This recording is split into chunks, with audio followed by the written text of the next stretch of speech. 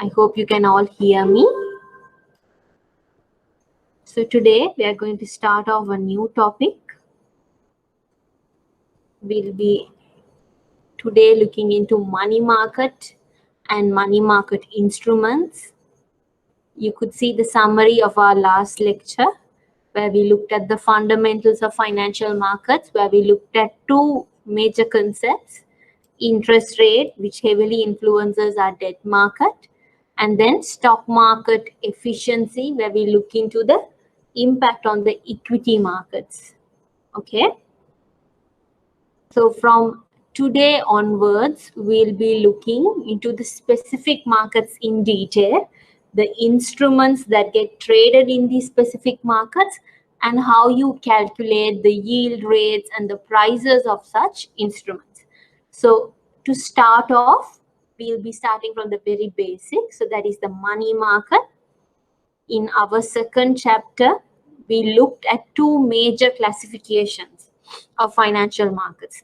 There we looked at based on tenor.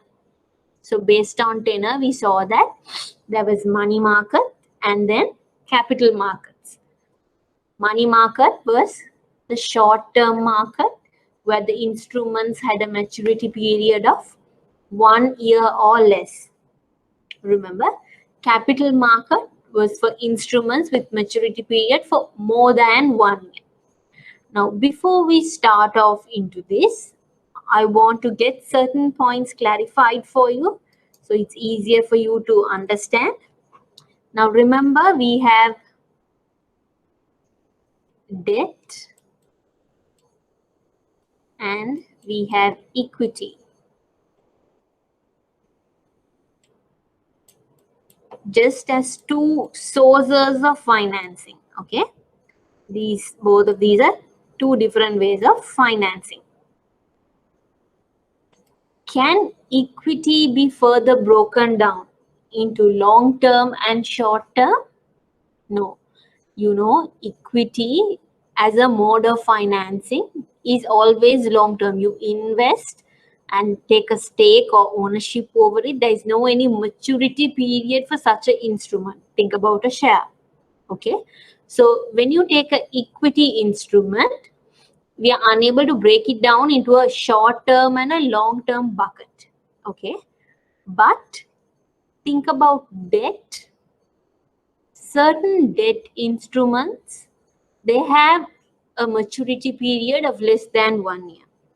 But certain debt instruments have maturity periods for more than 1 year.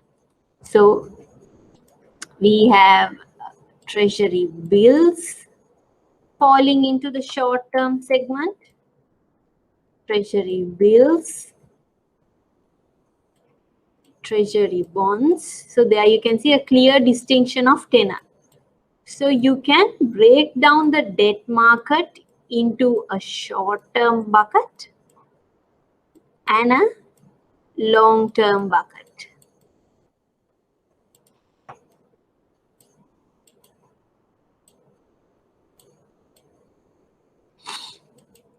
So when we are going to classify into money market and capital market, what's going to happen is this bit is going to be classified as money market.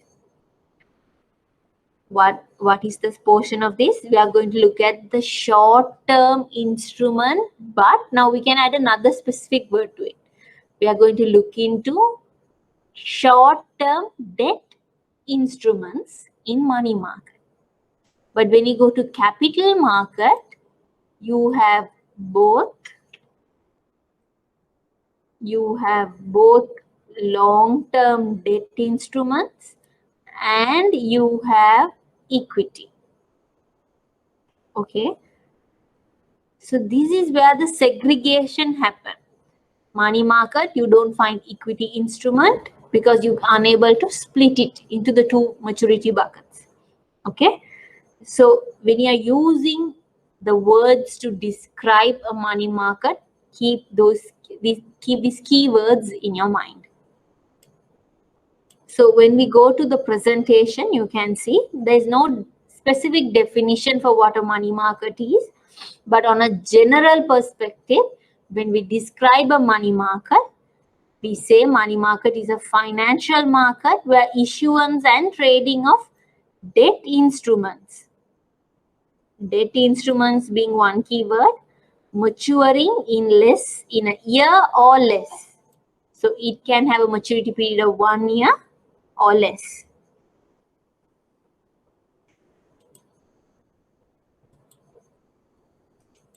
Now, why I have specified issuance and trading? You already know issuance, we refer to a primary market. Trading, we refer to the secondary market. But if you can recall our previous lectures, I told you, usually in a capital market, you require, or there's a definite presence of a secondary and a primary market. Why? Capital markets are long-term instruments. It involves long-term instruments. So definitely you need to have a secondary market giving that liquidity to the investor. If they want to get out of that instrument rather than holding for a longer period, they need to have a secondary market to do the trading. So always a capital market can be split as primary and secondary. But I told you in a money market, we're looking at very short-term tenors. So the presence of secondary market is very rare. But in this series, you will see certain products or certain instruments, only though that particular instrument will have a secondary market. So throughout this lecture, listen to it. Let's see what those instruments are, because those are potential areas that could appear in your MCQ. Remember, MCQ is a very, very easy area for you all to score your 20 marks out of. So your strategy when you go for an exam is try your best to score from MCQ rather than you depend on the part 2. Okay. So firstly, let's go through the characteristics of what this money market is. There's two specific characteristics when we see the money market. One is it is a over-the-counter market. Now, these terms when I use, all these relate to the second lecture that we had when we saw the classification of financial markets. So when I use the term, you should be able to understand what it refers to. So over-the-counter market, money market is an over-the-counter market. Why? There is no one location, there is no one centralized place for you to come and trade it. It's very decentralized. You could do your trade electronically through phone. Compared to a stock exchange, you don't have to come to one particular location to actually trade it. All right. So that's why you say money market is an over-the-counter market.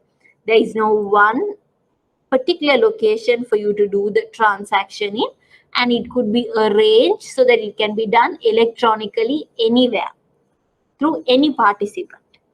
Okay. And the other major feature is money market is considered to be a wholesale market. Why do you call it a wholesale market? Because it involves a very large denomination or a large amount of transactions being done in this particular market. The volume at which they trade is in billions. Okay, so therefore, when you consider the volume of trading, this is considered to be a wholesale market for the short-term debt instruments. Now we are going to look at what are the specific features of the instruments that are traded in this market. Now remember, one feature we already know. Money market instruments are short-term, or the maturity period is definitely 1 year or less. So that's a feature that we already know. So that's the very first mention here. Okay. The next one is low risk. Now, when I talk about low risk, keep it in your mind, it doesn't mean no risk. Okay. It means there is a level of risk involved in this instrument, yes, but compared to the others, it's relatively less. Okay, because so why I'm stressing on these small basics are when certain students write the answer, when you're under the exam pressure, you write in the way, because you're in such a speed to write, you just write no risk. No risk and low risk are two different terms. Okay, this instrument is exposed to a certain level of risk, but compared to the other instruments traded in the other markets, this one has relatively lower risk.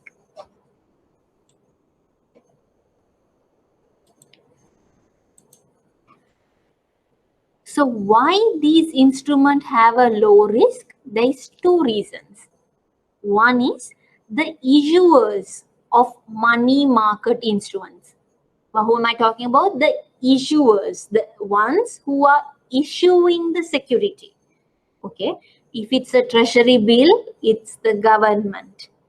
Okay, if it's a commercial paper, a entity. Let's see those instruments in detail.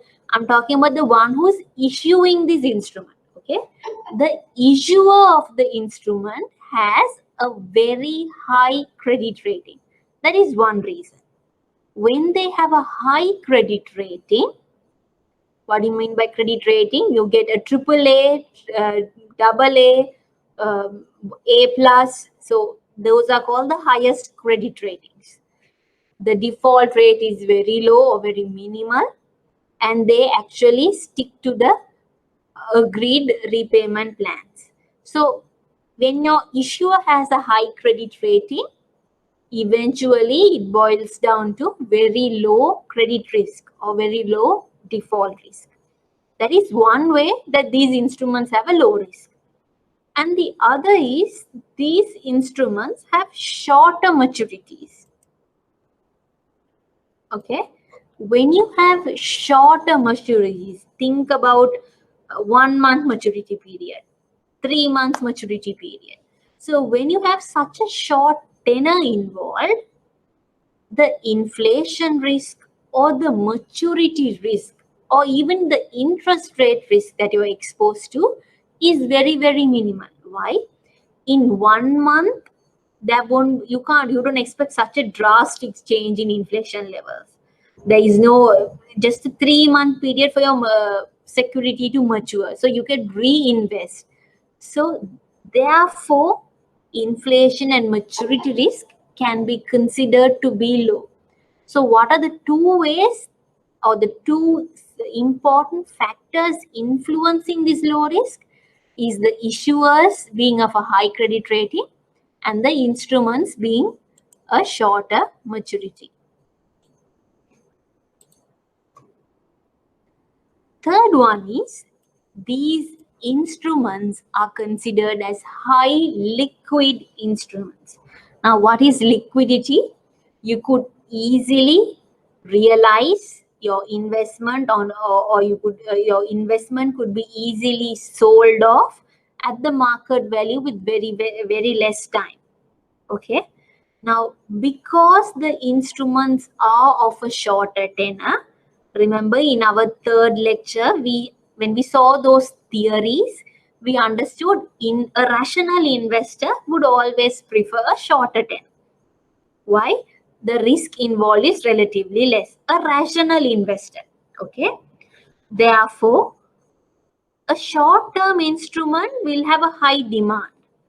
You could easily collect your money. Therefore, it's considered to be a very liquid instrument in the market. One thing is you don't have to wait for such long to actually, you don't wait for a long period for your instrument to be matured. It will be matured in 3 months or 6 months, very, very short tenor.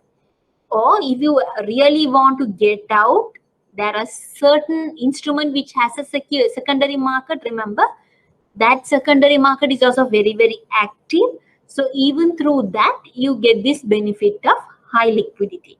Okay. Because it's considered to be very high liquid. What do you mean by very high liquid? You could easily convert your instrument into ready cash. Therefore, these instruments are considered to be very close to money. You could easily treat it as a substitute for money. That is why this market got the term as money market. Okay, because the instruments traded in this market can be a close substitute to money itself. Okay, now when you do accounts, when you did in our first level, you would have seen when you organize your current accounts, current assets in the balance sheet according to the liquidity order. If you have something like treasury bills, those are considered to be very close to cash and cash equivalents. Okay, so that's what you say. Those kind of instruments are very close substitutes to money itself. And the last and the most important feature, or this is the most distinctive feature that you will find in this market, is discount pricing. Certain instruments in this market have a pricing method called discount pricing. Okay, what do you mean by discount pricing? Assume you have one type of money market instrument, and that instrument, let's say it's a certificate, a physical certificate.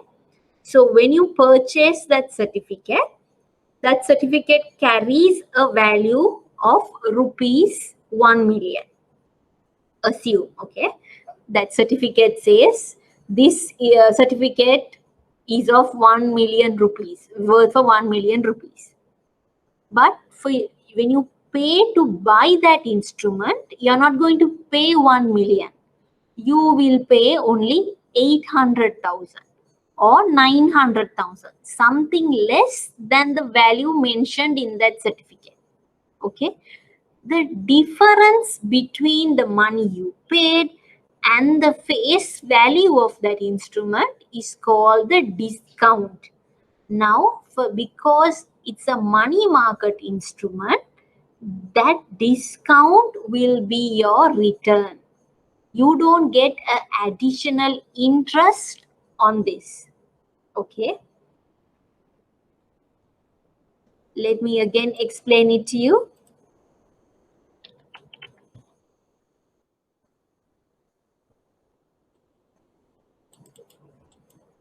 Okay, I'm unable to open Excel. Let's go here. So in discount pricing, now this discount pricing is not available for all instruments. Okay, only certain money market instruments have this feature, but they are also, remember, only in a money market instrument that you see this kind of a feature. What happens is, some money market instrument, when you buy that money market instrument, the face value, think about a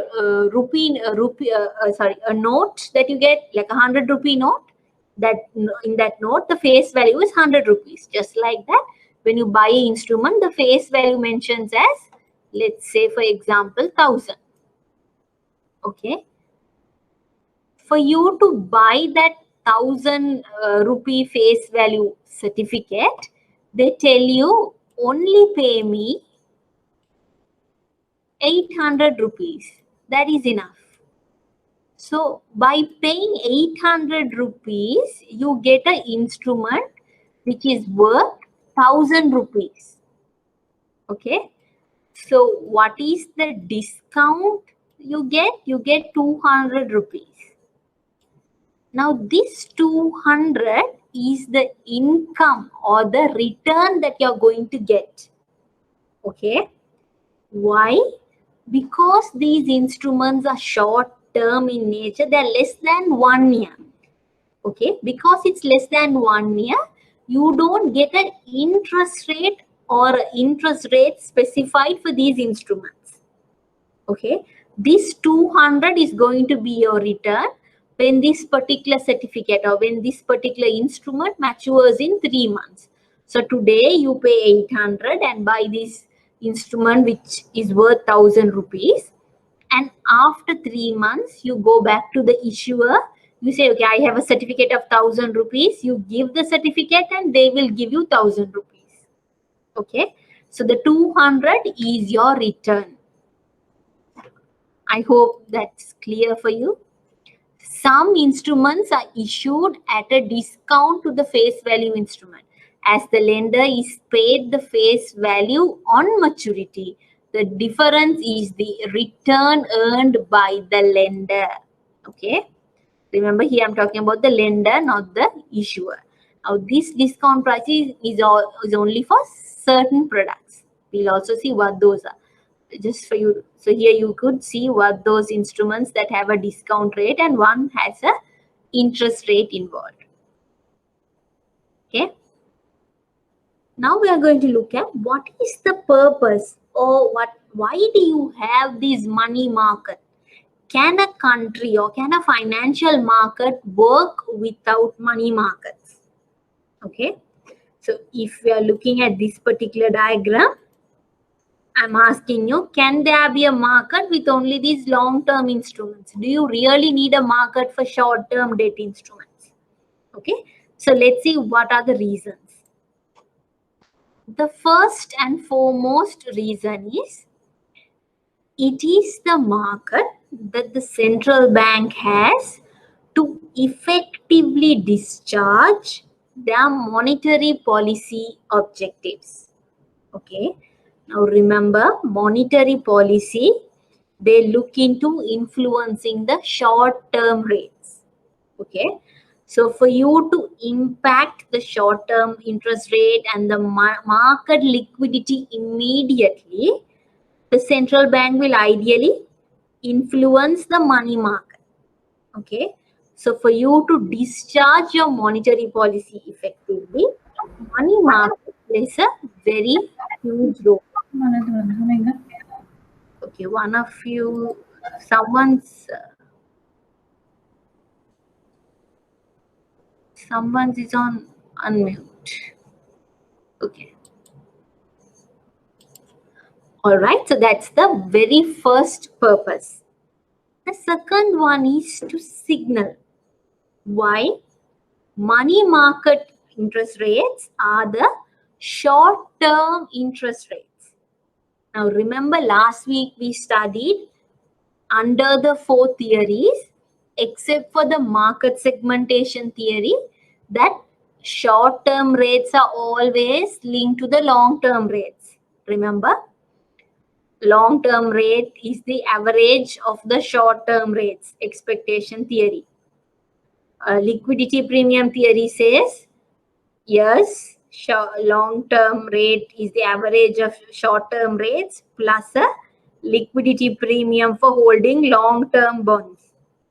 And then third one, preferred habitat. You said, we mentioned that for an investor to move from a preferred tenor to a longer tenor, you need to pay a premium. So that short term will help you decide the long-term interest rate. It acts as a basis. Okay. So in money market, the money market rates is going to signal you what would be the long-term interest rates in the market. For you to have that expectation, for you to know that impact on the long-term market, the money market is very, very essential. Depending on how the liquidity levels are affected there, or the monetary policy that gets discharged in the money market, you can have your expectation about the long-term interest rates. Now, for example, currently, what is the monetary policy stance of our central bank? It's relatively relaxed. Interest rates are low. There's high liquidity levels, very conducive to borrow. They are promoting for you to borrow. Okay.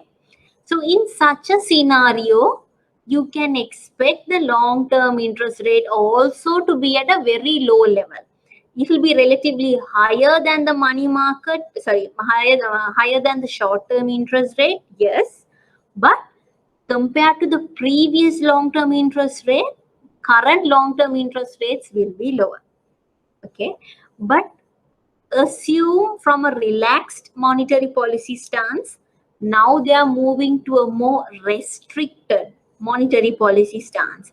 Interest rates are increasing, liquidity levels are dropping. In such a scenario, what do you see? You expect the long-term interest rates to pick up or be higher than the previous long-term interest rates. Okay, so for you to get that signaling, money market is very, very essential. Third one is fund raising. Now here the key word I've used is fund raising. It's not capital raising. Here your intention is to accumulate or raise funds for the company or the government or particular intermediary.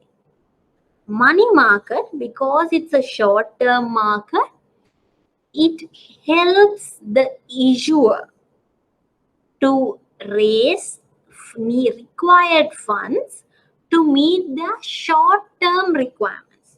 Now, when I use the word capital, I'm going to refer to a long-term capital need. But here, the need that the issuer is trying to satisfy is a relatively short-term fund requirement. It can be to settle a particular invoice of some trade payable. It can be to pay salaries. It can be to import some material. But it's very, very short term in nature. Money market provides a low cost source of funds to firms, to government and intermediaries that need a short term infusion of funds to meet their working capital requirements. Firms, why do they require short-term funds? For their short-term working capital requirements. That is one. Government, when they need to meet their budget deficits on annual basis, when they prepare the budget and that has a deficit, they need to meet that deficit through borrowing. So for those. For an intermediary, they will have certain maturity mismatch. It could be in the short-term bucket. For those, they need the funds to bridge that maturity mismatch. Why? What do I mean by maturity mismatch? Next week, I'll try to show it to you. When you're a financial intermediary, you split your assets and liabilities according to tenor. You will have 1 month bucket, 3 months, 6 months, 1 year, 1 to 3 years, and 3 to 5. There is no particular guideline as to breaking of the tenor. According to your requirement, you can. So there what they do is they list down the assets that will bring in cash in that particular tenor, and they list down the liability which will take away that funds or which will cause an outflow for you in that particular tenor. Okay, so a maturity mismatch meaning you have an asset that's going to give you a cash inflow of, let's say, 1,000 rupees in 1 month, but in that same month you have to pay a liability which is 2,000 rupees. So there you have a mismatch of 1,000. For you to satisfy that 1,000, you will borrow from the short-term market and settle it. It's a relatively short-term requirement. Okay, so for those particular needs as well, you approach the money market. Why I have specified low cost here? Remember, think about our yield curve. Our yield curve was the basic assumption is a basic assumption is yield curves are upward sloping. Most of the theories can explain this. Okay, so when it's upward sloping, you know, a short term instrument is definitely of low interest rate than the long term instrument. So for you to raise low cost funding, you approach the short term market. That's why I have used that particular term there. Then you have liquidity management for banks. Now for banks, when they have to meet the SRR requirements, or when there is any sudden shortages that happen in that they need to fulfill, the immediate market that they approach is the money market. Again, the mindset here is to manage your short-term requirement, you approach this market. So for the banks here, more than, you won't say fund management here, their requirement is liquidity, keep the money moving. Or they themselves will have some maturity mismatch. So it can be for a liquidity purpose, which is caused due to a maturity mismatch. Then you have some people approaching, or some participants approaching the money market for investment purposes. But here your investment is short term. It's not a long term investment, but it's a short term investment. Now, when you approach certain markets as an investor, you have certain objectives in your mind.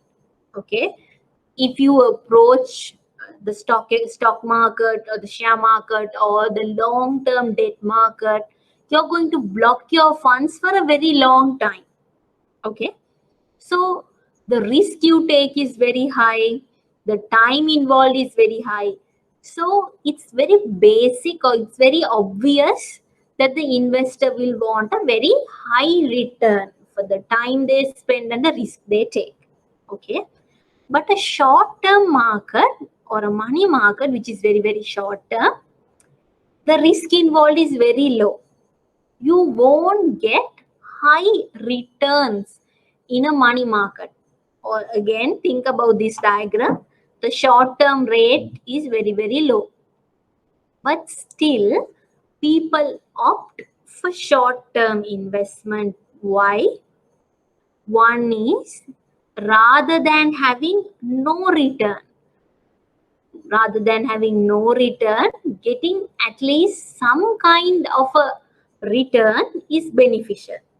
Okay, when you weigh the opportunity cost, because you have the money as notes and coins, rather than having it as that, putting it in a money market instrument and earning at least 4 to 5% or 6% interest is some return for you, rather than having no return at all. Okay, and some investors or some short-term lenders, what they do is, now you will have a requirement, you will have to pay somebody in, let's say, 2 months time or 3 months time. Okay, you have to pay your supplier, let's say 1 million in 3 months time. But today you get a collection from your debtor who is paying you 1 million. You have no any immediate requirement for that 1 million. You have enough money to pay salary, you have enough money to bring down some another batch of stock. This is just excess cash for you. Okay, now you could use this excess cash, you could keep it in your current account and wait till 3 months for that requirement to arise. What prudent businessmen do is, there's a 3-month time period. Why keep it idling in your current account or savings account? You will call up your bank and you will say, can I put it on a repo? Can I put it on a call deposit? Can I invest in a treasury bill for 3 months period? So you will try your best to invest this 1 million in a money market instrument, so that it will mature in 3 months time. When it matures in 3 months time, you have your 1 million. Definitely that 1 million you will get back, because it's a debt market. Risk involved is very, very low. Your capital is safe. Therefore, you will get your 1 million, and now you will get additional interest. It can be 5,000 rupees, 6,000 rupees, but some kind of an interest you will receive. Okay, so rather than idling and having no return, you will have some return. Finally, risk management. Now, if you have all your investments made in the long term, assume you have made all your investment in treasury bonds, debentures, shares, everything is in the long term bucket. There is no any short term investments that you have made. The risk that you face is very, very high. You don't have ready cash with you to make use of any sudden good opportunities in the market. That is one. You don't have money if you have any urgent uh, cash needs. You can't withdraw the money that easily. Okay. So because of this, and for you to manage your risk better, what you would do is you will segregate your portfolio so that you will have at least some quantum in a money market and maybe a relatively higher quantum in a long-term market. That split or that segregation varies from investor to investor. If I am a very risk-averse investor, I would prefer my short term to be, let's say, 40% and long term to be 60%. If you are an investor who is very speculative and very you're willing to take on high risks, what you would do, you would have maybe a 70% in long term and go for a 30, or a 20 in short term, 80 in long term, 10 in short term, or even 90 in long term.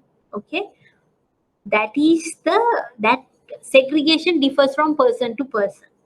Okay, but for you to better manage the risk, short term instruments will help you. Why? Because it gives a low risk to your portfolio. If you have a long term portfolio, the risk of your portfolio is very, very high. When you bring on board some low risk instrument, the portfolio risk will also decrease.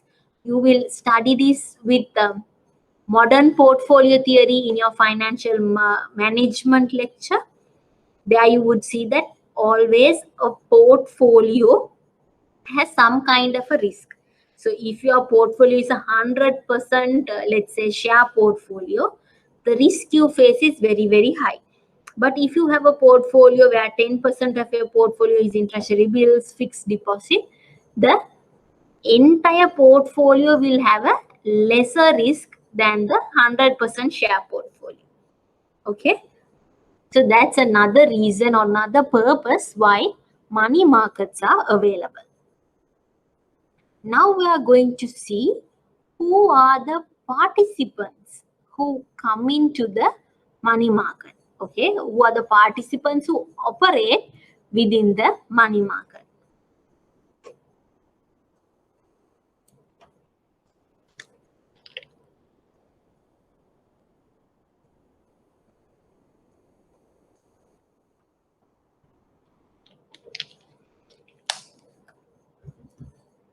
Now, one of the very most important participant you will see is the government. Okay, what is their role in the money market? To issue money market securities and use the proceeds to finance budget deficit. So their main requirement is to meet their budget deficit. For you to meet the budget deficit, they need to issue certain money market securities. Now, when you move on, you will learn that what they issue is treasury bills. So if you can underline this and maybe we write it within brackets, treasury bills. Okay. That's what they issue. But it's not a direct issue done by the government. Though they are the ones who have the need, they issue it through the central bank. Okay. So central bank is the one who will issue the money market securities on behalf of the government. Okay. So on behalf of the government, that issue is undertaken by the central bank. Which department undertakes it? The Public Debt Department, the PDD. The whole department's motive is to try low cost, or try to get low cost funding for the government needs. Okay, so central bank plays two roles. One role is to issue the money market instruments or the money market securities, which is the treasury bills, on behalf of the government. The other is to execute the monetary policy through open market operations, from treasury bill issues, by changing policy rates. What they influence is the money market. So the second, here the first way that they influence the market is through the monetary policy instruments. All right. Then you would see banks and standalone primary dealers. Now, primary dealers are the assigned intermediaries in a treasury bill market. Okay, in treasury bill market, you have an intermediary called the primary dealer. If you know, in a stock market, you will get brokers. Just like that, in a treasury bill, the intermediary you will get is a primary dealer. Okay, the primary dealer will also approach the money market with two intentions.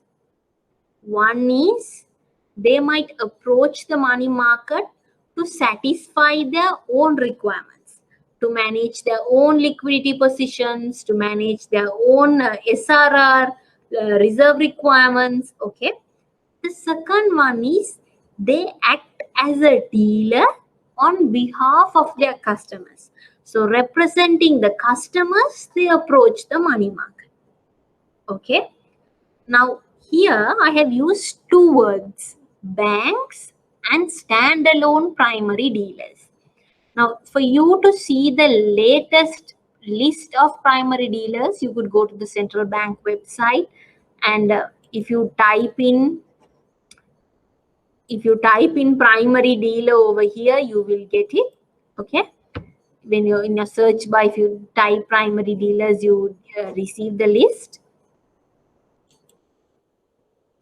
This is the latest list that they have. These are who list of all the authorized primary dealers. All right.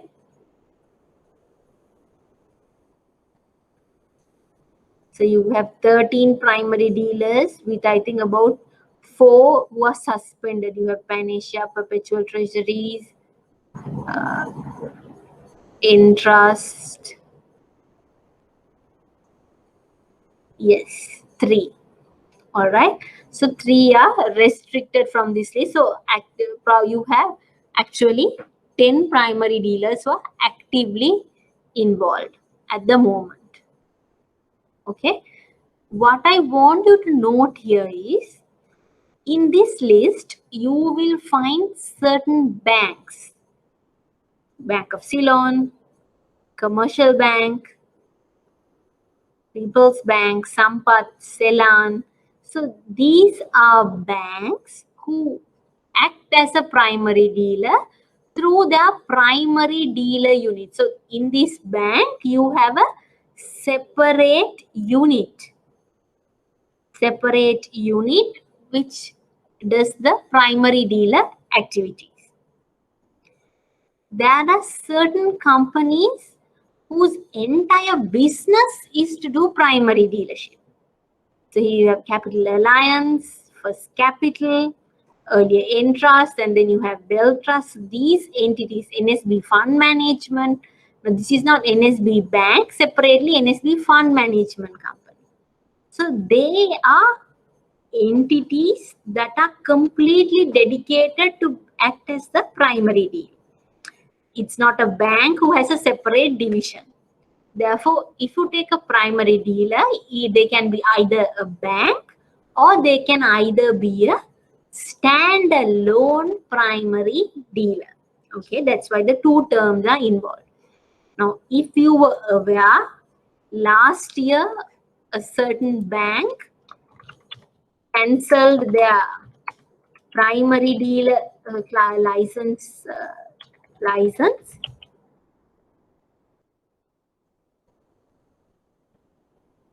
Remember what the bank is?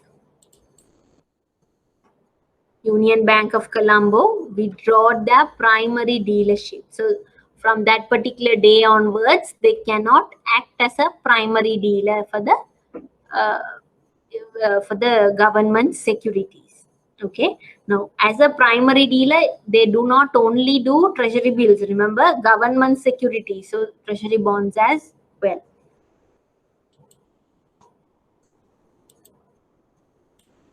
Then you have other financial intermediaries such as insurance companies and pension funds. Again, this segment, they also approach the money market for two different needs. One is, as I've told you in the very first lecture, when we split as a depository institution and non-depository institutions, I told you contractual saving institutions such as insurance companies and the pension funds, they have a particular amount, or every year they know that there is a particular amount that will get withdrawn.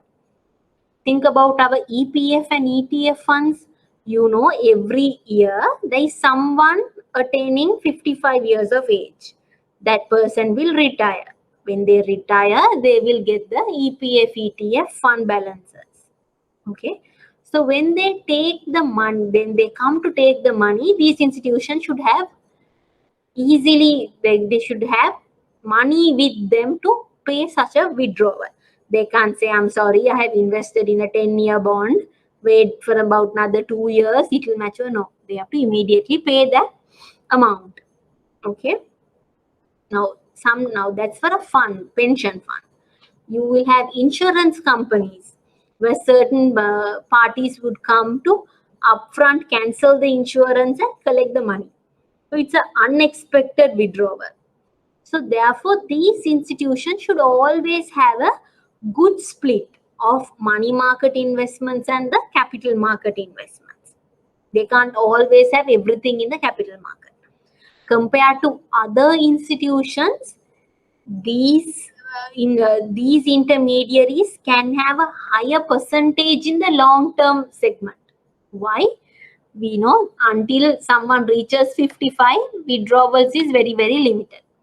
Okay, their withdrawals are specified. No, if you have this particular requirement only, you could withdraw.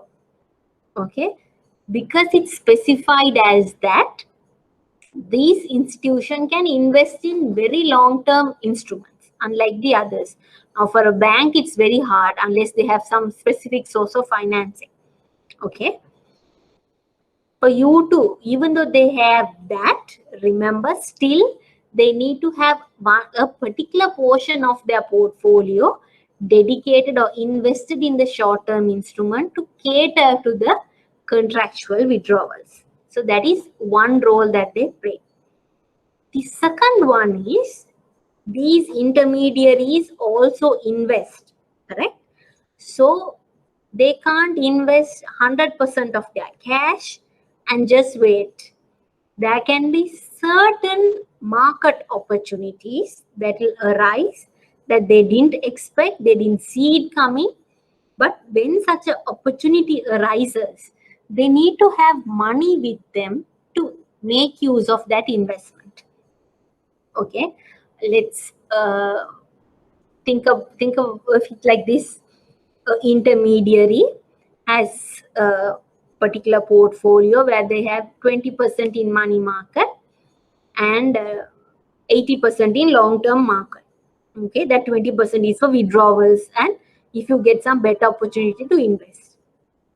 Suddenly you see a particular stock, particular share in the share market is decreasing. That company is a very very good company, but due to some issue, that company's share is declining. You know that this is a very lucrative moment for you to buy this share. Okay, so for you to get make use of that opportunity, you need to have money to actually purchase it. Okay, something like that. Or if you go to the debt market, or you get an instrument with a very high yield rate and you want to invest in that instrument, you need to have money with you. So that for those needs also, they need to have some kind of allocation or investment in a money market instrument. Okay. Finally, you have companies. Companies approach, again, you can say it has two requirements, but I have here incorporate as one. Here I am referring to companies as a borrower. If you can mention it here. From a borrower perspective, I'm looking at them. As a borrower, the company approaches the money market to issue money market securities and use the proceeds to support their current business operations or their working capital requirements. So if when they have a short-term requirement, they enter to the money market, release or issue money market securities and raise funds. Here you could underline this and write it within brackets. Mostly it's in the form of commercial papers. Okay, they issue commercial papers and raise the required funds. Lastly, I have combined all lenders. Okay. Firstly, I'm going to talk about all the corporate entities. Okay, all the corporate lenders. There you will have companies as a lender, financial intermediaries as a lender, or even government as a lender. When these entities, company, financial intermediary, or the government have excess funds, if the government has a budget surplus, if the intermediary has more money, if the company earns unusual profit, and they have excess funds, they could reach the money market to invest in a very short-term requirement or for a short-term period to get some kind of a return, or to park the funds in an interest earning instrument until they find a better opportunity. Okay. But for individuals, someone like you and me, entering into the money market is quite limited. Okay, why? These markets are for large value denominations, and certain individuals don't actually prefer on getting into such instruments, such complicated instruments like treasury bills and commercial papers, unless you're very educated on how it works. Okay, so the involvement of individuals in such a market is very restricted, and even if they approach this market, mostly they approach it through money market funds. Now, what are these money market funds? I will show it to you.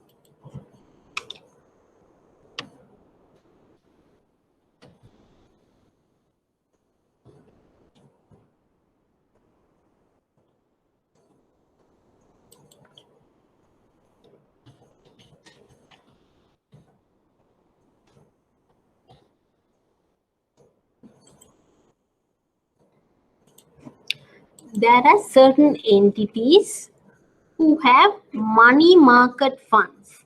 What are these money market funds? They promote people, they attract investors to come and deposit funds with them, and these entities will pool the funds and invest in money market instruments. So they will collect the funds and invest in treasury bills, commercial papers, and whatnot. So you will get a better return than others. So here you can see you will get a higher return than a fixed deposit and a flexibility. You could take the money anytime you want. So you get a higher return and a liquidity need met as well. You have both. Okay. So most of the individuals approach the money market through these kinds of funds. Now we are going to look at the money market instruments that are available in the money market.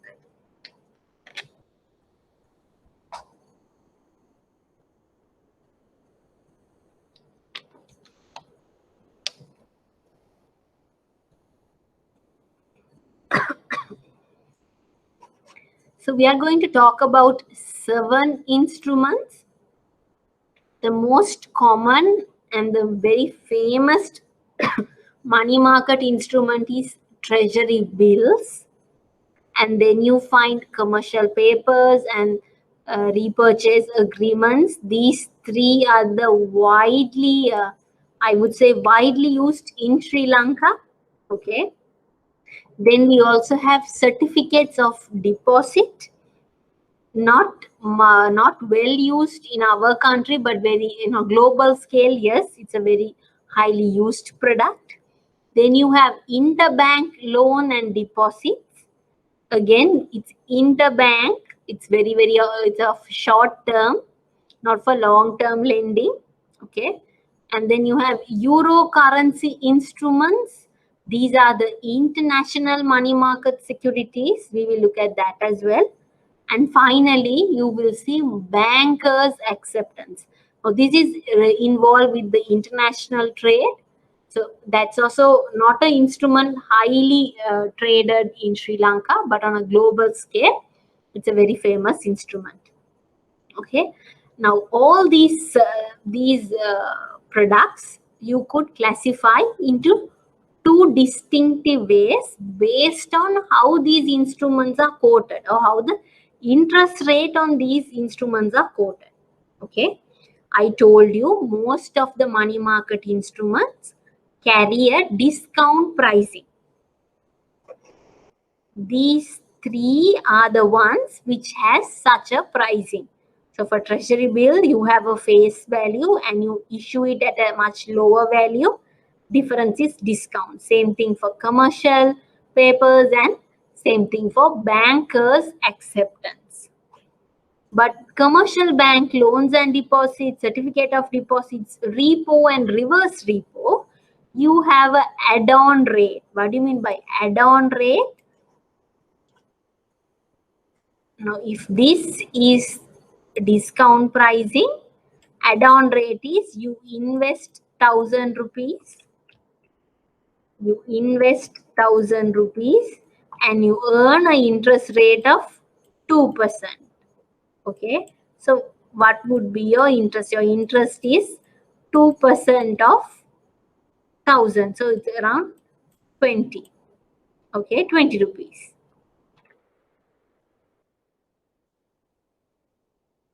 Unfortunately, we don't have the pen with us today to mark, so it's a bit difficult. 20. So here, merely you have an interest rate specified. You will multiply your investment with the interest rate and you will get your interest in terms of amount. So these are the 2 ways in which the pricing could work, and accordingly the instruments are classified. I haven't classified euro currency instruments because again in the euro currency instrument you have several categories. So excluding that, all the other 6 have been classified. Okay. So firstly, we will look at the widely used money market instrument, which is the treasury bills. In short, you call it as T-bills. You know, T-bills carry a maturity of 1 year or less, and it is issued by the government through the central bank. Happens on all across. Okay. Now, in Sri Lanka, what are the maturities that they have?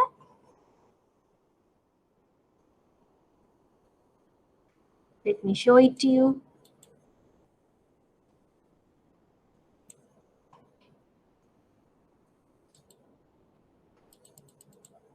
So treasury bill maturity happens in 91 days, 182 days, 364 days. Now this you have to remember. Okay, as a bank especially, you need to know the specific maturity buckets. Okay, so there are 3 maturities in which the Sri Lankan treasury bills are issued.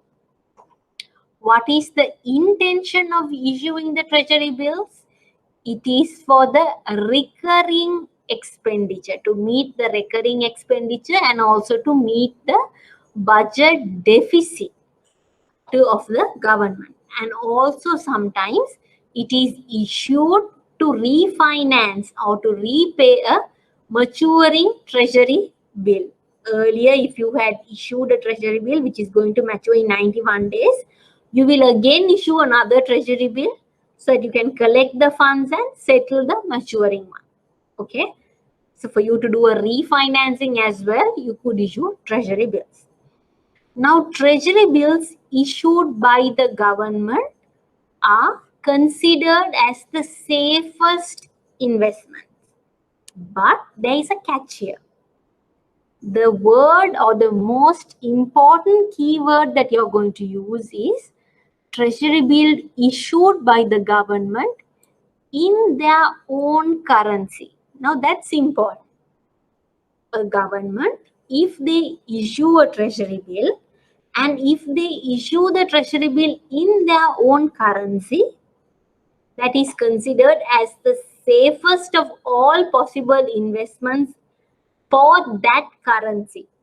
Okay, for example, Central Bank of Sri Lanka issues a treasury bill in rupee terms. We consider that as the safest investment ever. Why do you say that? For you to consider an instrument as the safest instrument, credit risk must be very, very minimal.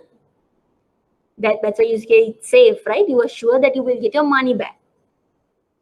Now here, who is the borrower? The government. Government has the authority to print its own money. Remember?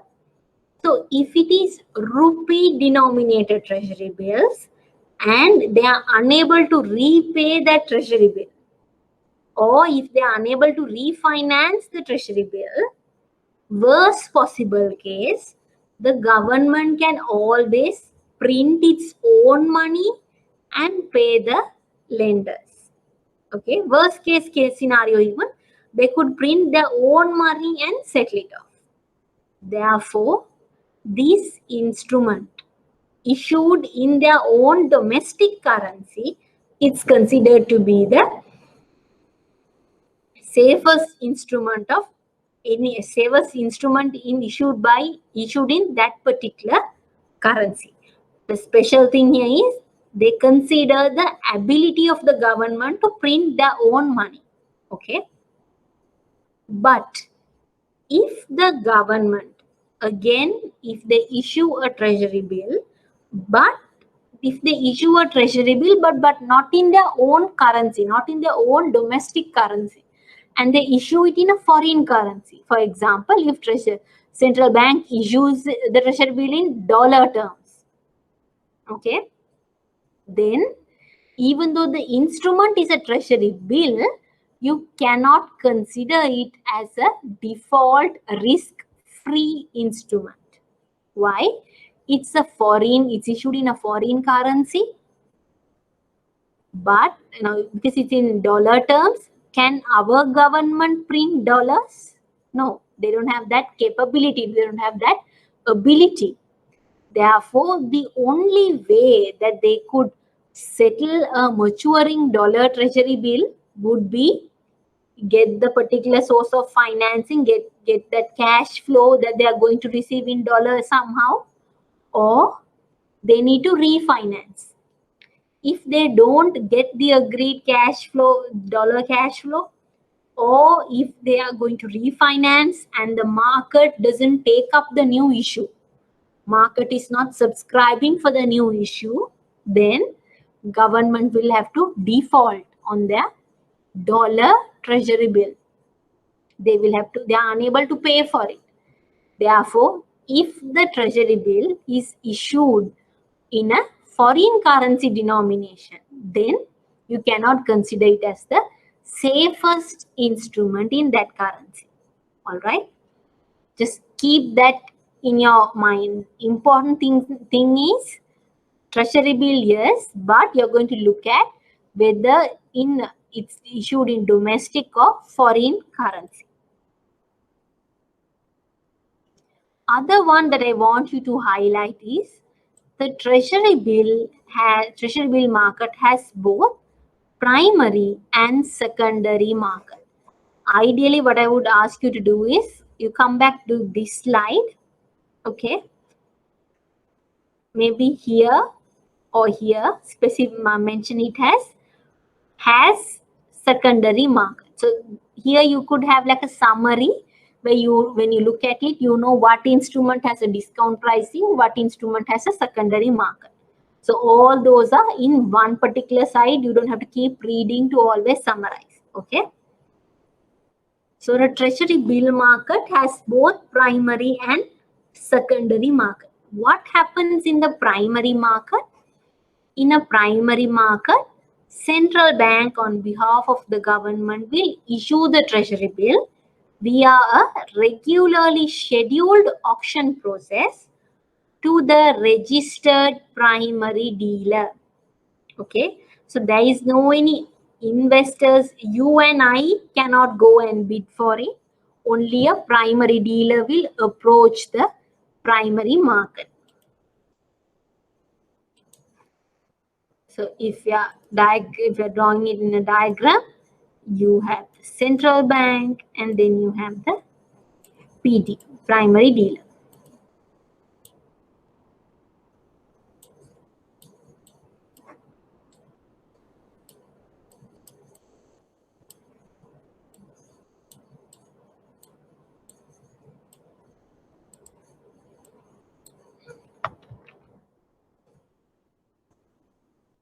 This entire thing being the primary market.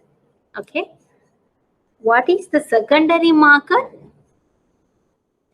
In secondary market,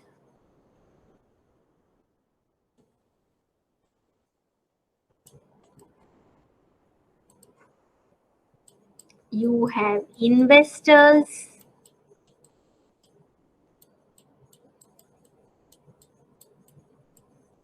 who will now approach the primary dealer and do their trading.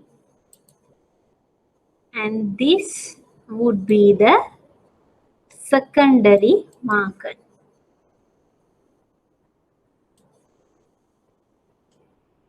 Okay.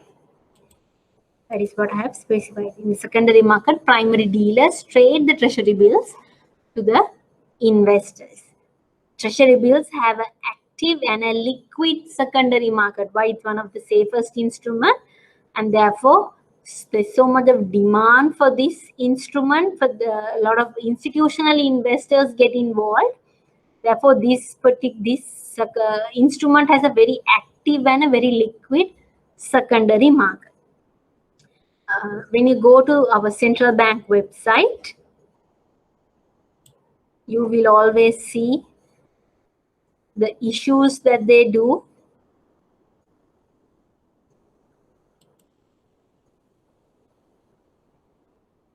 This is for the treasury bonds.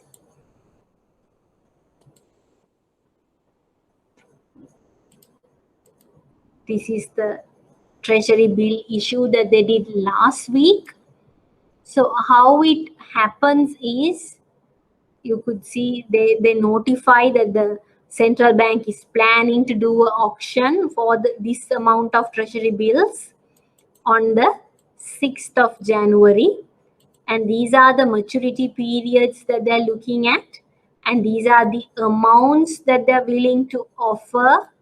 This is the maximum yield rate that they're willing to accept. So those kind of informations are provided. The minimum bid amount is given. When is the date of issue and the date of settlements are given. If you want to bid, who is allowed to bid? The primary dealer. Can the general public get involved? No. But if the general public want to purchase it, they need to approach the primary dealer or the licensed commercial bank. So here you could see actively, you could see 10 primary dealers here. Earlier also we saw there were 13 there, but only 10 were actively involved. The general public could purchase through these primary dealers. So this notice, you could see they issue it on the 1st, that they're planning to do this kind of issue in the coming week. So the Thursday before, then we will put up this notice, and they carry out the auction on a Wednesday, do the settlement on a Friday. If I have to show you with the calendar, so what happens is on a Thursday they do the notice, and then they do the issue on Wednesday, and they do the settlement on a Friday. That's how they usually work. So here you could see on the 6th is a Wednesday, on the 8th is a Friday. That's how they usually work. So if it's a holiday, the day before. Now I want you to understand these. We know the maturity periods involved. Okay, there is a factor you have to remember. It's called ISIN. What is this ISIN? International Securities Identification Number. International Securities Identification Number. If you can just jot it down, we have it here.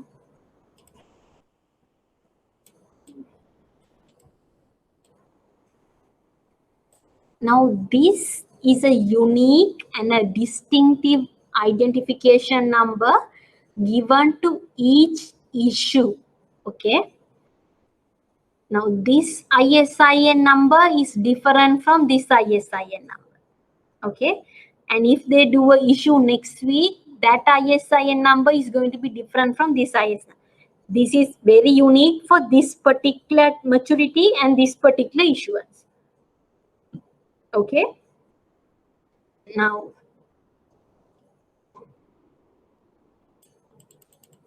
this ISIN number, through this particular series, you can get a lot of information. And we are going to see what those are. The first two letters is going to specify the country that is doing the issue. So it's LK, Sri Lankan. Don't take as LKA. We are only going to look at the first two. All right. LK is going to refer to the country. A is referring to the instrument.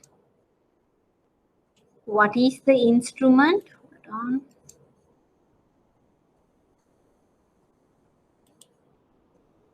Here the instrument is a treasury bill. If it is A, they refer to treasury bills. If it is B, it refers to treasury bonds. When we go to the treasury bond topic, again I will show you ISIN number. There the series will start from LKB. Okay. Then the next three numbers. Okay. The next three numbers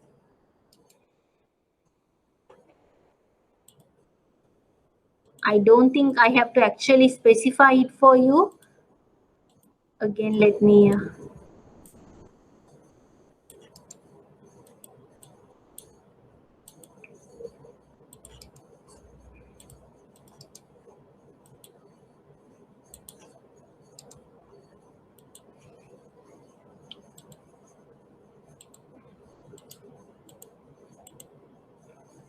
you could see all these three are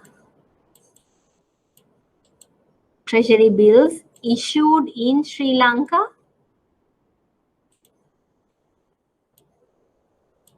Okay, so that's common for all three. Now we will see the next three numbers. So next three numbers, when you look at, you could see what they are talking about. Next three numbers are going to tell you the tenor or the maturity period of this issue. You could see this is a 91-day maturity period. This is a 182 days treasury bill. This is a 1 year treasury bill. Okay. So that period is specified in the next three letters, next three numbers. Again, if you look at a treasury bond, that will be 002. Then it refers to 2 years. 005, that is 5 years. Here, we are talking about A, which is treasury bill. So the next three numbers will carry the number of days because it's a short-term instrument. Okay. After that, now we are going to look at this entire 5-digit.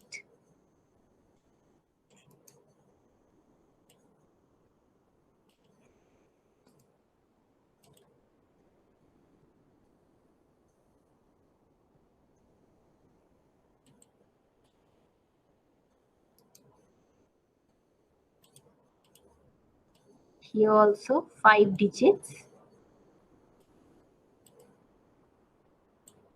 Now, what does these 5 refer to? They are going to tell you the specific date in which it's going to mature. Now, 21 refers to 2021, the year. So, this instrument is going to mature in 91 days. Therefore, the maturity date falls in this particular year itself. Okay. Here, remember 21 here. Therefore, it's a 6-month maturity bucket that we're talking about. So in this instrument also, the date of maturity is going to fall in 2021. But the last issue is a 1-year treasury bill issue.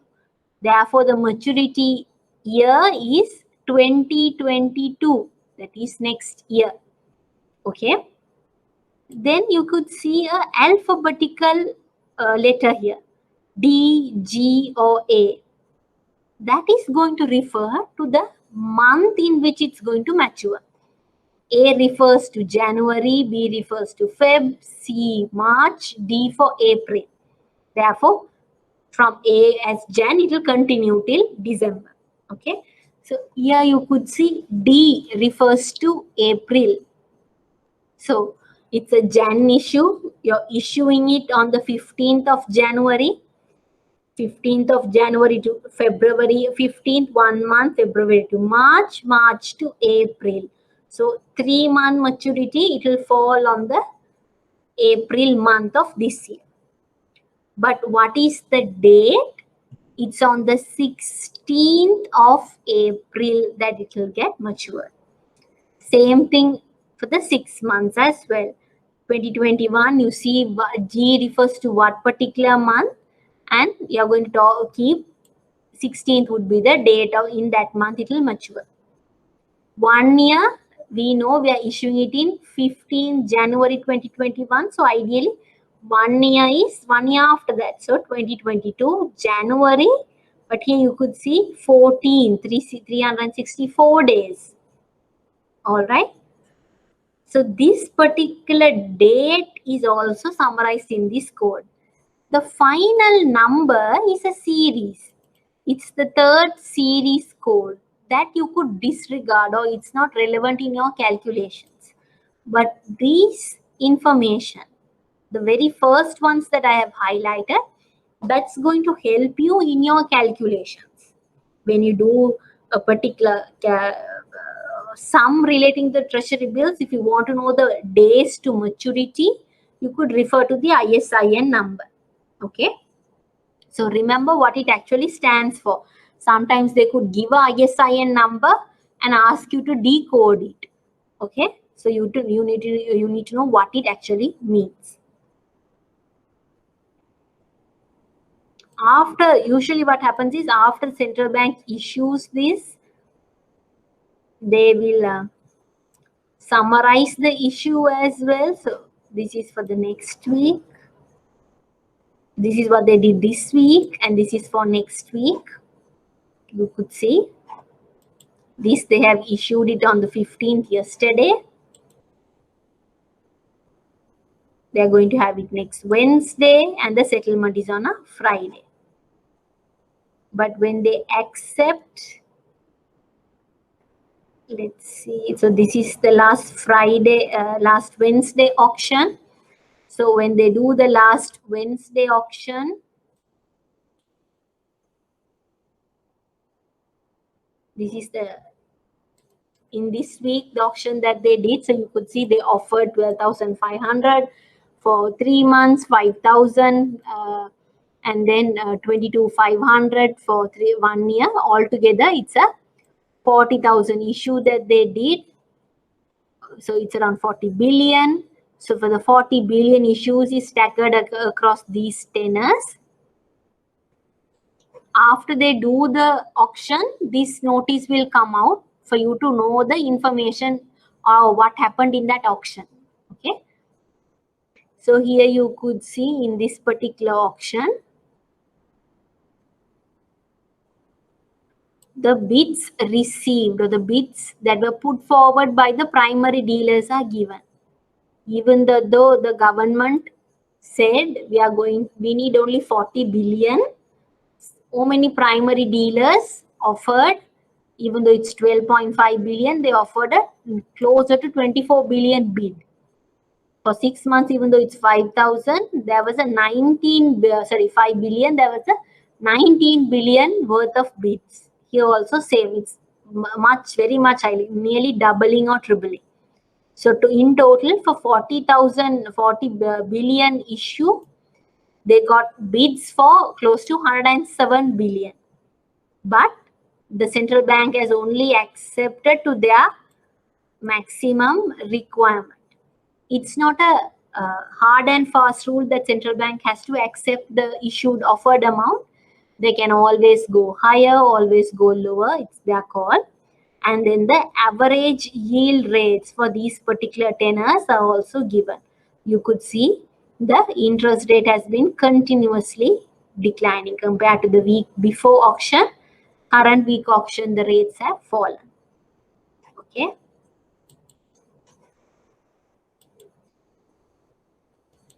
The most actively traded bills in the secondary market are usually the ones sold most recently through an auction, and this is called on-the-run issues. Now, you could see what is the most recently done issue. That's the issue that they did on the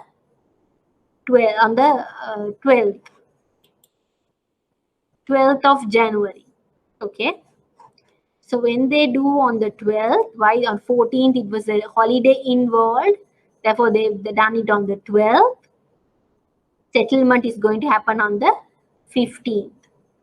This, when it comes to the secondary market, it's the most recently issued treasury bill. Okay. So when this gets traded, it's called on the run issue.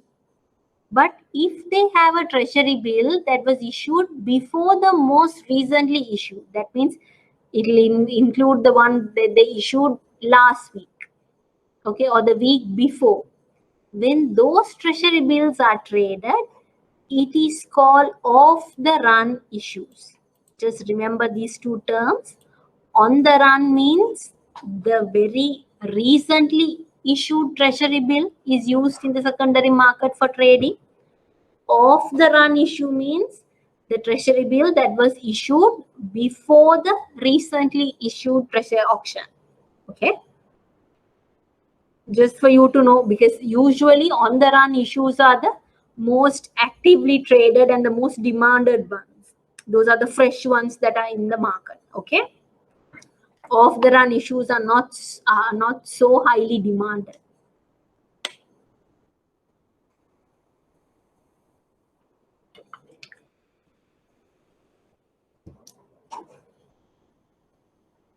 Now, treasury bills, I told you, they have a discount pricing. So they don't have an interest rate specified on them.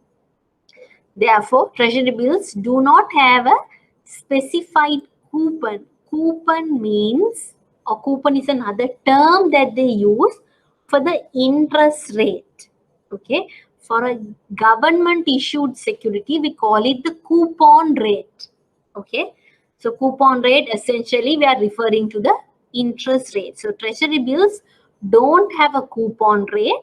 Therefore, they are called as zero coupon instruments. Okay. Treasury bills are discount instruments. Remember the discount pricing.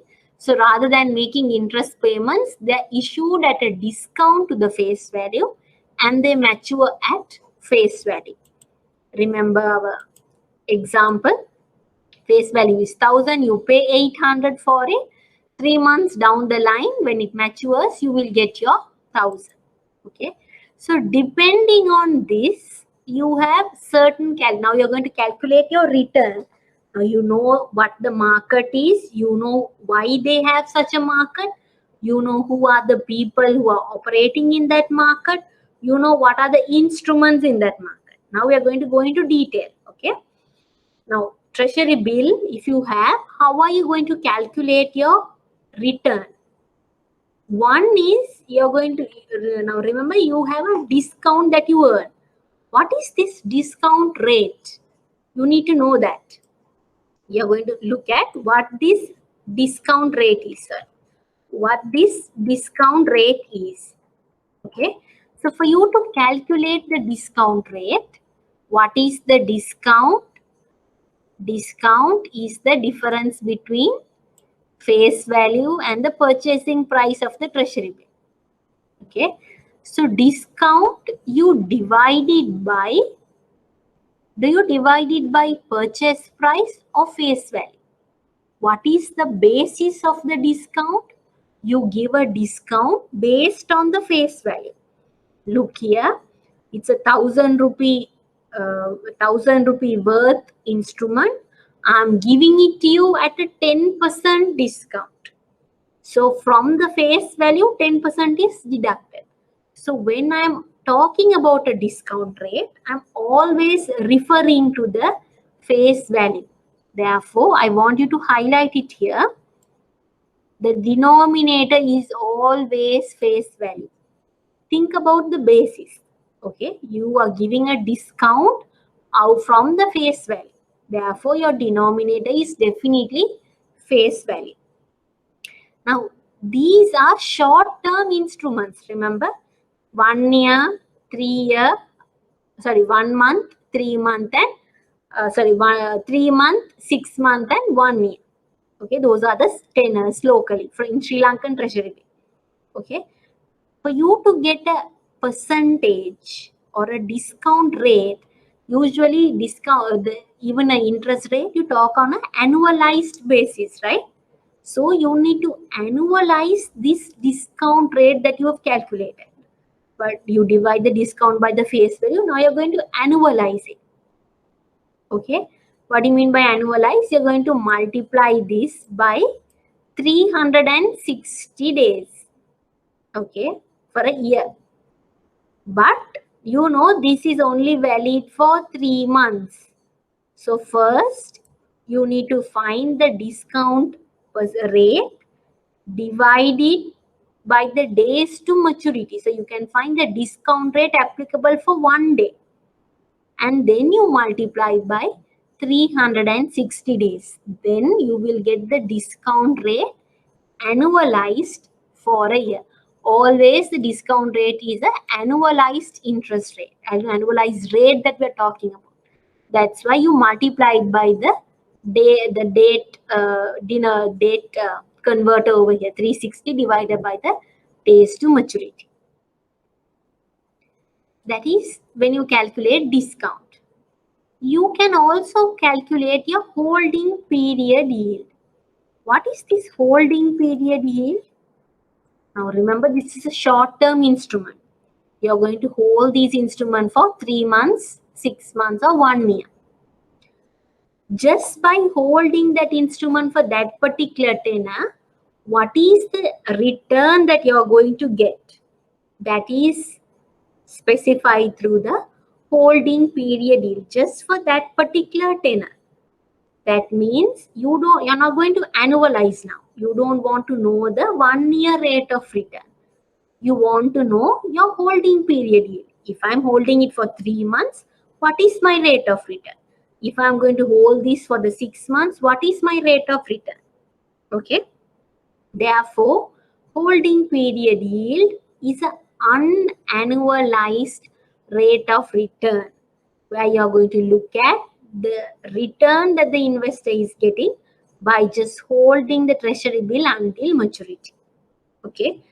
So here, holding period yield, the key word being yield, when you talk about return or yield, you are going to talk about your profit, right? When you are going to talk about your profit, what is the formula? Is there any questions? No. What is the formula? You have your return, the profit that you make. You're going to compare your profit, but by what you have invested, right? If I have invested 30 rupees in making this bottle and I get to sell it at 40, what is my rate of return? 10 rupees my profit divided by the 30 rupees investment value. Okay.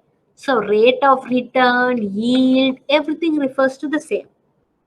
But when you're talking about yield or rate of return, you always relate it to your investment value. Okay.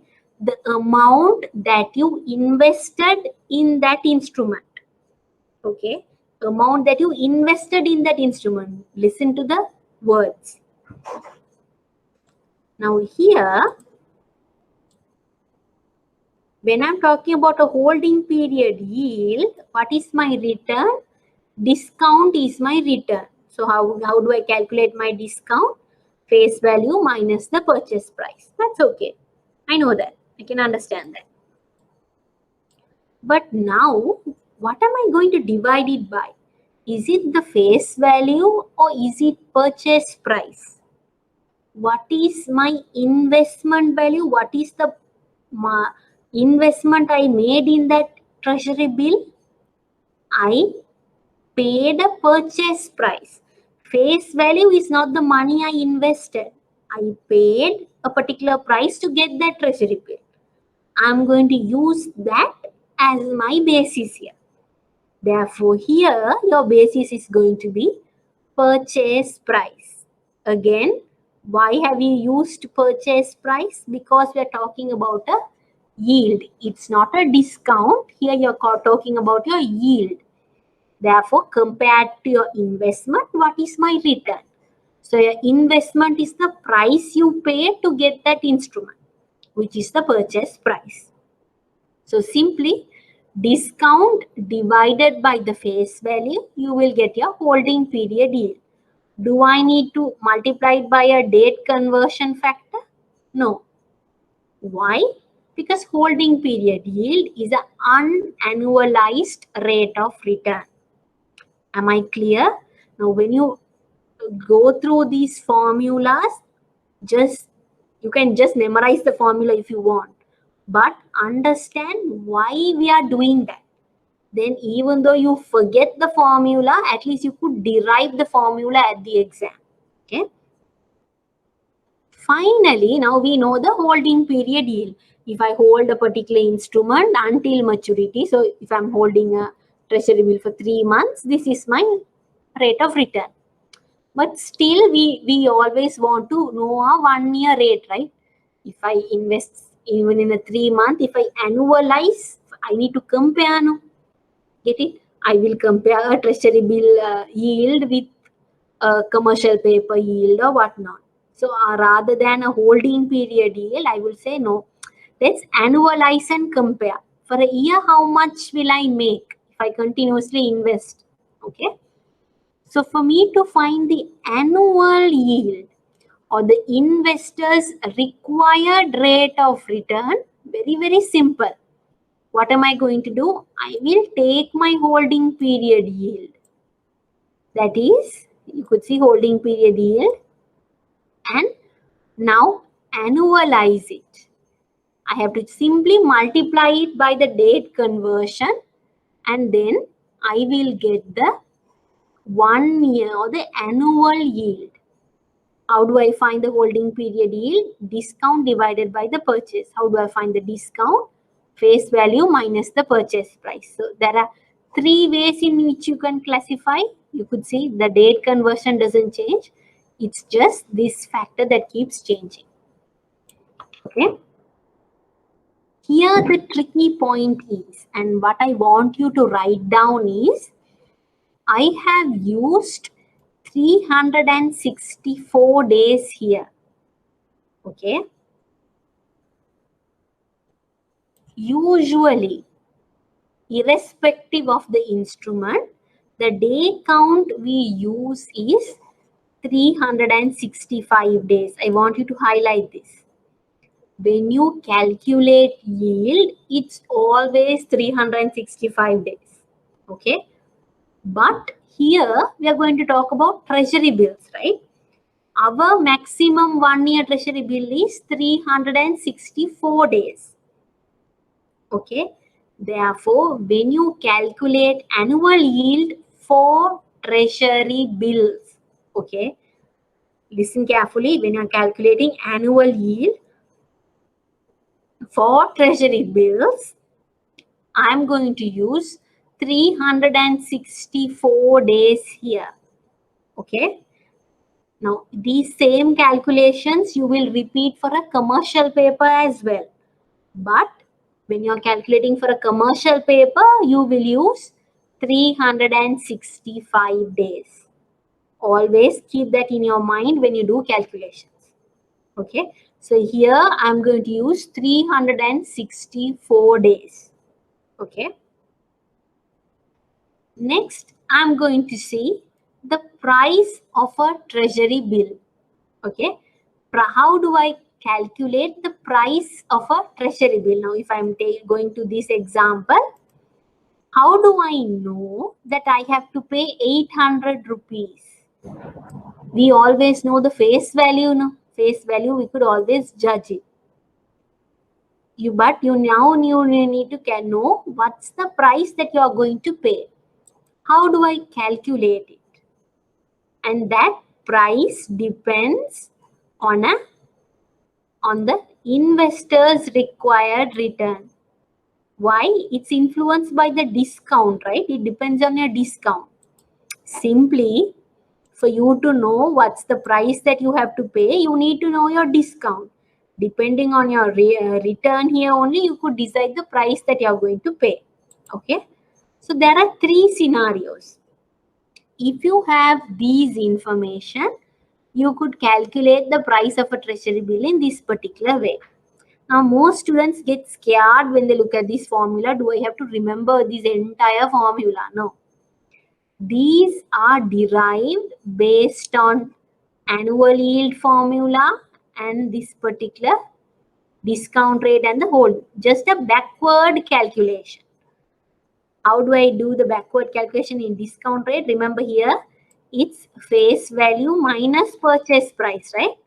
So simply do a reverse calculation and you can get the formula. If you remember, it's very, very easy. Okay. So depending on these separate information, you could use that particular formula. Again, remember, when you have holding period yield, there is no date conversion factor that I have used here. There is no date conversion. Date conversion comes when there is a discount rate or when there is an annual yield. There are also, when it's annual yield, I have used 364 days. Okay. When it's discount rate, I have used 360. Remember the days count that we have used. Okay. You can, there is a sum for you to try out. When you try out that sum, you will see, irrespective of the way you calculate, all 3 ways you get the same treasury bill price. Okay. There's another thing I want you to note. Here, discount rate divided by 100. I'm assuming you write the percentage in this form. If the discount rate is 12%, you will write it as 12 divided by 100. Okay. If the annual yield is 24%, you will write it here as 24 divided by 100. Okay, the elongated way, no, without just a percentage sign. Okay, just whatever I'm saying, try to note it down at least separately or even in the particular slide copy if you have. So when you don't have to go through the video to again remember all this. Okay, just these are the finer points that you need to remember. Okay. Next, you have the practice questions with regarding to treasury bills and yes, with regarding the treasury bills specifically. There are 3 questions I have given. Okay. I want you to try these 3 and we will discuss it next week. So we could look into the calculation in detail. Now, most of the students get confused in this particular question. Why? I have given a 360-day treasury bill. You try your question. I will explain it to you next week. 360-day treasury bill meaning the days that are left for it to mature. It's probably because it's a 1-year treasury bill, 364 days treasury bill. Just after 4 days, you have bought it from the secondary market. There is 360 days more for maturity. Okay. So many students get confused when they did for last session based on this. Okay. So try out these answers are given, but if don't neglect it. I want you to try it in your own separate way, just for you to remember the day count difference. Which period, for holding period, you don't use a day count conversion. So for you to remember those, try it out. After we do the calculation, I want you to understand certain relationships between them. There is a relationship between the discount and the holding period and the yield, between price and the yield. Okay. So for you to know those relationship and the learning, try it separately on your own. All right. Now we will move into commercial paper. So treasury bill is one huge instrument in the money market. Next you have commercial paper. Commercial paper is an unsecured short-term debt instrument issued mostly by the non-financial firms. Mostly banks and financial institutions don't issue it. Mostly. Most common issuers are holding companies. Now in Sri Lanka, you will see commercial papers issued by LOLC Holdings, First Capital Holdings, certain times Abans PLC. So those kind of non-financial firms will issue commercial paper which is unsecured. There is no any security. Now remember, treasury bill is also an unsecured instrument, but we don't call it unsecured because the issuer is the government. Okay, therefore you don't use the term unsecured. Now here, who is the issuer? It's a non-financial firm. Okay, even though they have highest credit rating, still there is some level of credit risk involved. Therefore, you use the specific term unsecured. Okay, most of the time commercial papers are issued for 90 days. It will span from 3 months, 6 months and a 9-month period. Very rarely you will find a 1-year commercial paper. Usual buckets are 3, 6 and 9. Okay. Now these commercial papers are issued by very large, well-known and credit-worthy companies with very high credit ratings. Okay. And because these are issued by this particular companies who have AAA rating, AA rating, the issue or the commercial paper that they issue is unsecured. They don't need to back it up with the security because they feel that credit rating itself is a security for them, security for the lender. Okay, because the rating reflects that their credit worthiness.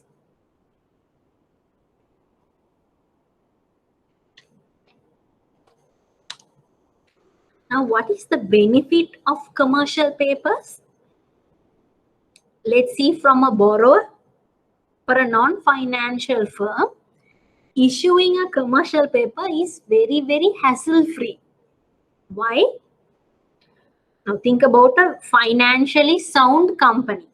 Okay, the company is performing very well. They have some short-term requirements and they need to borrow. Rather than going to a bank, waiting till the loan approval is done, they might have sometimes have to give security if the bank requires. Okay, rather than going through those hassles, going for a commercial paper issue is very, very easy. There is no security involved, and they could get their borrowing, or they can issue the commercial paper at a very low interest rate than the bank borrowing.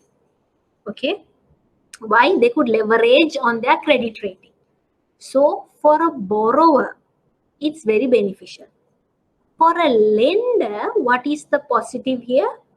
If I am a person who's going to invest in a commercial paper, one is the issuer is of a high credit worthiness or a high credit rating.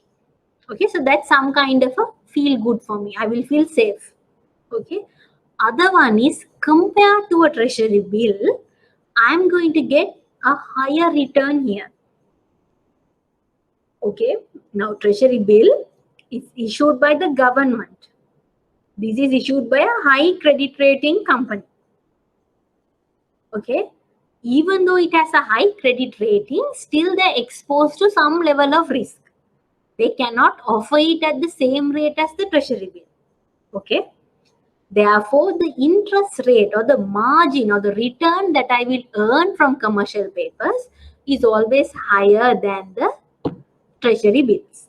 Okay, so that's the benefit that the investor or the lender receives. Now, issuers, what they usually do is they roll up this commercial paper. They'll continue to roll this commercial paper by settling the previous issue by the new issue. Okay, and through this, what do?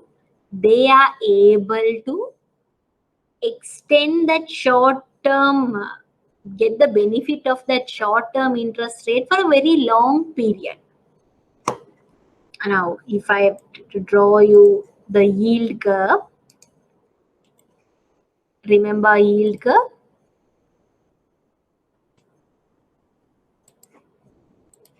A yield curve is usually upward sloping, remember?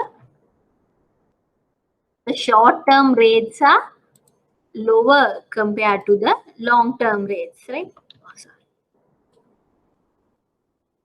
Okay. So what happens is, if there is a company who is issuing, let's say, January to December, right? This is Jan 2021 and this is December 2021. You have, if you borrow for one entire year, let's say this is the 1 year rate. You know the 1 year rate is high. Okay. But what that company would probably do is, they will say, okay, let's borrow for 3 months.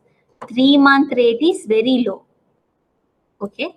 And at the end of 3 months, later, let's again borrow at another 3 months. So at this particular time, again in the yield graph, the 3-month rate is lower. So again, by rolling it over, you get to enjoy a lower rate than the long-term interest rate.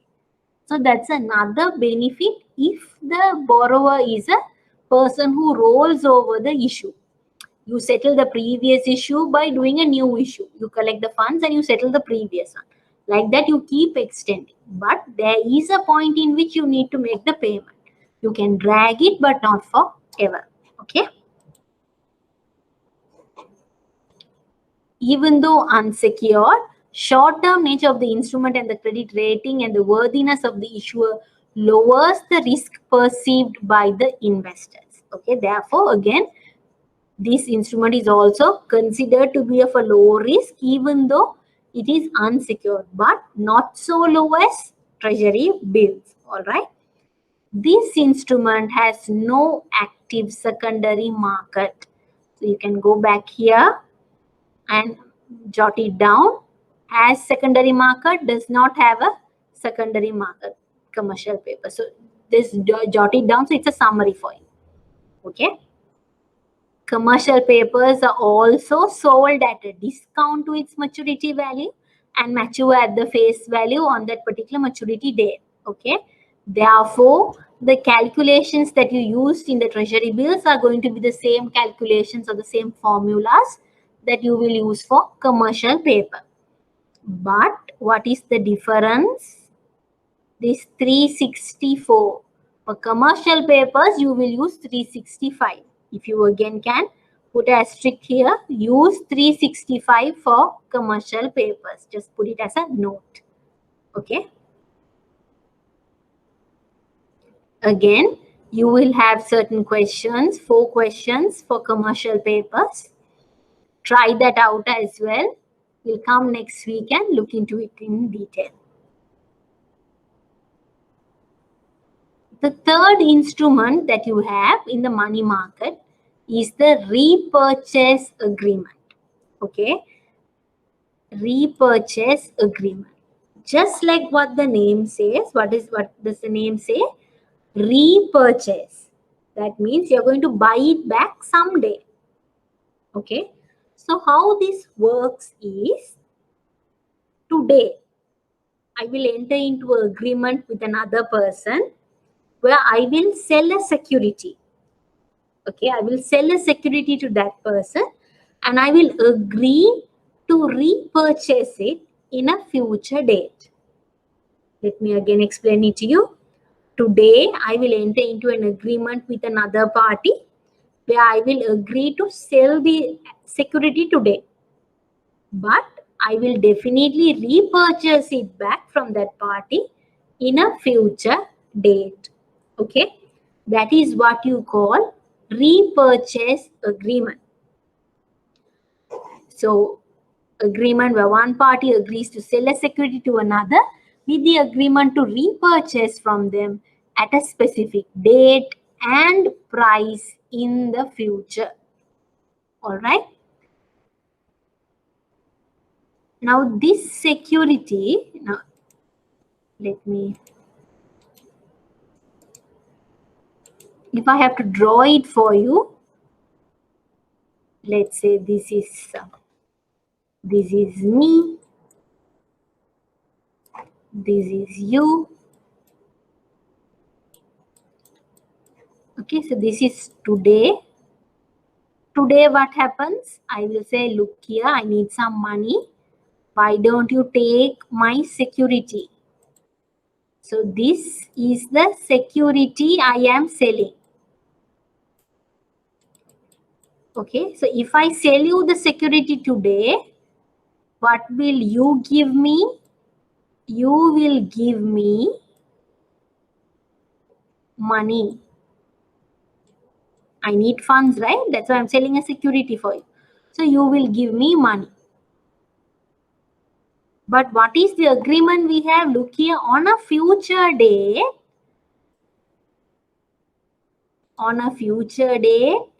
I will pay you your money. I will return your money and get my security back.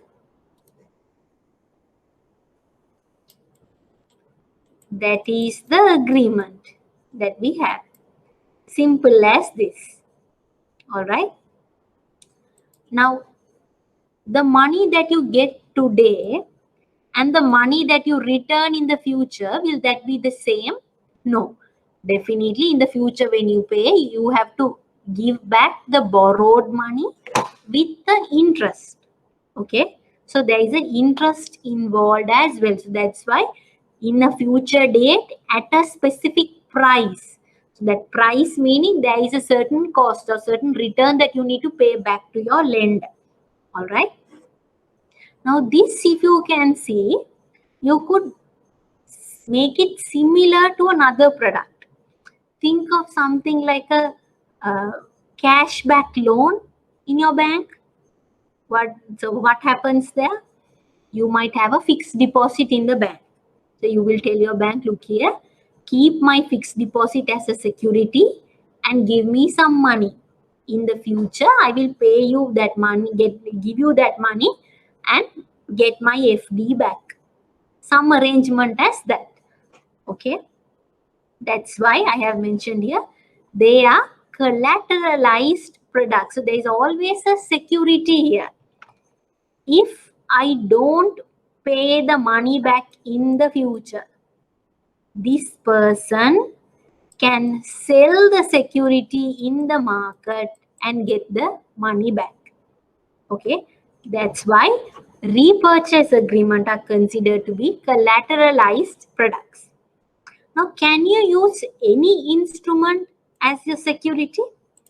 Can you use commercial papers, fixed commercial papers, let's say debentures? Can you use anything like that? Mostly, a lender, if I am a person who's giving you the money for the security, I will want a very strong security, right? Because if you are not paying me the money back, I have to sell this security and get my money. Okay. So I will need a very safe instrument. So what is the safe instrument that most people would prefer? That is the government security. So repos are mostly done using government securities as collateral. Okay. Therefore, the yield is lesser than uncollateralized money market instrument. Now, if you compare to a commercial paper, this repurchase agreement interest rate is very low. Why? There is a security for that lender. If I default, you could always sell that security and get your money back. Okay. So the interest rate is very, very low. But compared to a treasury bill, it's high. Okay.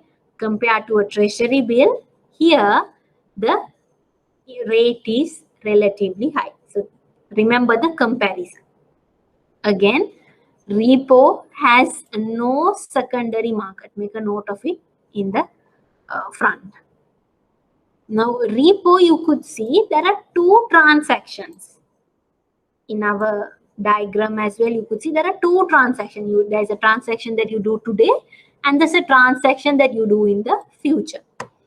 In the first, a securities dealer such as a bank sells the security it owns to an investor, agreeing to repurchase them at a specified higher price at a future date. In the second transaction, days or months later, the repo is unbound. That means it's reversed. Why? Now the dealer will buy back the security from the investor. Okay. With that, we have, I think, come to the end of our lecture.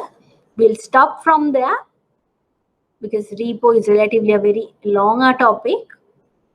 What I would ideally suggest you to do is go to do the calculations for treasury bill and commercial paper.